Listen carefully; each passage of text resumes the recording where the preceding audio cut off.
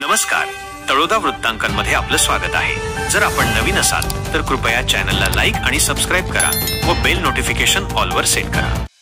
तळोदा नगरपालिकेच्या ढिसाळ कारभाराविरोधात नागरिकांचा संताप।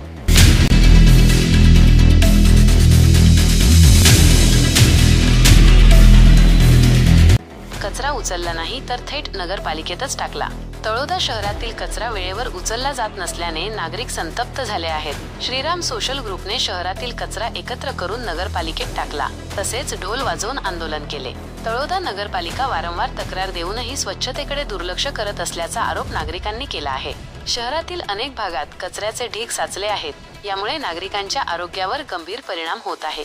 अनेक वेळा तक्रार करूनही नगरपालिका प्रशासनाने याकडे दुर्लक्ष केले, त्यामुळे संतप्त झालेल्या नागरिकांनी हे पाऊल उचलले आहे।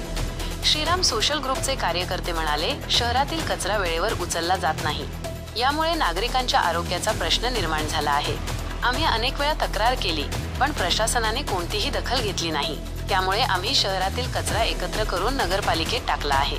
जोपर्यंत प्रशासनाकडून योग्य कारवाई होत नाही, तोपर्यंत आमचे आंदोलन सुरू राहील। या घटनेबाबत नगरपालिका प्रशासनाने अद्याप कोणतीही प्रतिक्रिया दिलेली नाही, मात्र शहरातील कचरा उचलण्याची व्यवस्था लवकरच करण्यात येईल असे आश्वासन देण्यात आले आहे।